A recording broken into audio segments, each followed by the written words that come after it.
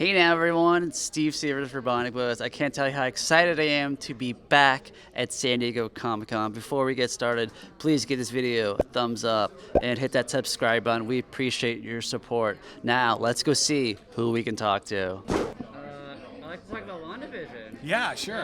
You reunited with the Lopez's from Frozen. Yeah. What was it like working with them again on that? It's great. Bobby and I went to school together. We were in the same a cappella singing group in college. Yeah. We didn't know each other very well back then, but over the years, we've gotten to know each other much better. I love working with Bobby and Kristen. They're great friends and really easy to work with. There's a lot of mutual respect, and doing another project with them soon that I'm really excited about as well. Yeah.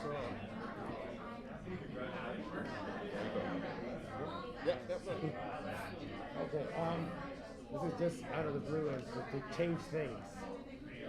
Is there any score, yours or for somebody else, that you would like to re-score? It's funny. Someone asked me that question the other day. It was like a friend of the family who was curious about what I do, and said, "Do you ever like go to the studio and be like, hey, can I pay to have an orchestra come back because there's this one note I hate in this one score. I just want to fix it, you know." The answer is no. Once it's done, it's done, at least in my experience. I think part of this business, it's a survival technique, I think, is letting go. You know, the deadlines are tough.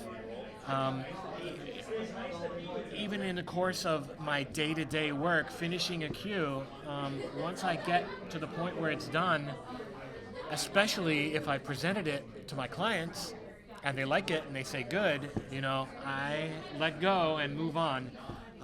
Because otherwise, if I kept coming back to that cue, I would take time away from the other cues, and I think you zoom out. And the same thing applies for entire projects as well.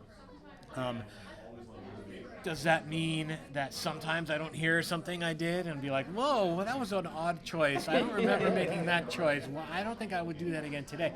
No, I think that all the time, but it never actually escalates beyond just a passing thought. It never even escalates to a wish or a desire, and it's certainly something that I would never consider actively pursuing. You know, I'd much rather work on the next thing than spend time fixing the old thing. I understood they mentioned that you have an Emmy, a Grammy, and an Oscar. No. You're thinking of the other guy. Forgive me. Michael. I've got an Emmy. I've got a Grammy nomination. Finn. Sorry about that. No, it's okay. I'm not bitter. We're gonna try to go to the, Yeah. the Tony round and just complete it. Yeah. And we can just obviously put the positivity in the air and just claim it that it's going to happen. So Oh, thank you. You know, I used to get very excited about awards. I still do, but that is not something I think about very much anymore. I would be considered a veteran composer by this point. I'm old. I still got a lot of years in me left, but I'm at the point in my career where I'm really, really satisfied with where it's gone, how it's going, and just really grateful to be in the business. Yeah. So Was there a question in there though? All right. So there's a lot of talent in this room, and I'm sure a lot of you all are friends and been working around with each other for a long time. Is there anybody that's not in this room that you would like to give a shout out to, or somebody you're just a fan of, that you would say probably should be in this room? Wow.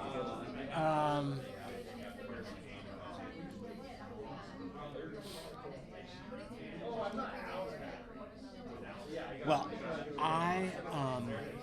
I'll make it easy on myself, and I'm gonna say, in my studio, I have worked with a lot of young composers who are really, really talented. And many of them have gone on to have pretty great careers on their own. And I'm just going to mention a few of them now. Jake Monaco, Zach Robinson and Leo Bierenberg score Cobra Kai. Yes. They're awesome. They started with me. I expect that they will be in this room one day very soon. Michael Paraskevas, who I co-scored Hawkeye with. You know, he's incredibly talented, and I'm sure he'll be in this room at some point in the next number of years as well. Very cool. Speaking of Zach and Leo, they did a concert of in music live Spain. at the Whiskey A Go Go. That was at. Oh, at Whiskey A Go Go, yeah, I was at that one. Oh, was Yeah. that one too? They were just in Spain, actually, at the Film Music Festival there in Malaga, Yeah. where they performed with Harold Faltermeyer, of all people. Incredible. Would Yeah. you ever do something like that for your music live? You know what? If the opportunity presents itself, I would. Certainly, I would love to hear my music performed live. The big symphonic stuff in a concert hall, Hollywood Bowl, that kind of thing is Yeah, kind of a exactly. dream. The Cobra Kai music has got that 80s vibe to it, that like It's amazing. glam rock vibe to it, so it really lends itself well to a show like at the Whiskey or something. So if something like that comes up, I would definitely do it. Yeah. Oh, yeah. How was it? Is there something like, just like the Marvel playbook or the DC playbook to No. do this score? No. I wish there was. Maybe it would make my job a little easier. But it might also result in scores all sounding the same. I think what there is a real, from the top down, from Kevin Feige on down, there's a real respect for film music. There's a real love of film music and what it can do for storytelling. And I think maybe you could say that it took Marvel a little while to find its feet musically and to get a more consistent sound and to get that thematic continuity happening between projects that we all listen for and love as fans. But they've really got it down now, and even within that metaphorical playbook or implied playbook, even if there isn't a literal one, there's still so much room for experimenting in different sounds. You know, my Ant-Man scores sound nothing like Natalie's Loki score, for example, and I think it's beautiful that they can all live in the same universe. So, with properties all coming center now, does that then open everything up for you, as we just seen in Miss Marvel and on the Netflix series? We got that X-Men melody at the end of it because Disney Plus. Excuse me. Yeah, but we got the X-Men melody at the end and the jingle, and everybody's like, "Oh, I know that sound." Yeah. Does that now start to get you all excited, much as us, is now that we know that these characters are all coming in the center, but now you're like, "Oh, I can actually use a little bit of this and that." Oh, it's fun. It's fun. It makes it feel like, as a composer, you're part of something bigger, you know? I mean, I can't think of another situation for a composer than to be part of this. It's sort of like a club, you know? And there are always new people in the club, which is awesome, but it feels like we're sort of members of this fun little club, and we get to play in each other's sandboxes every now and then.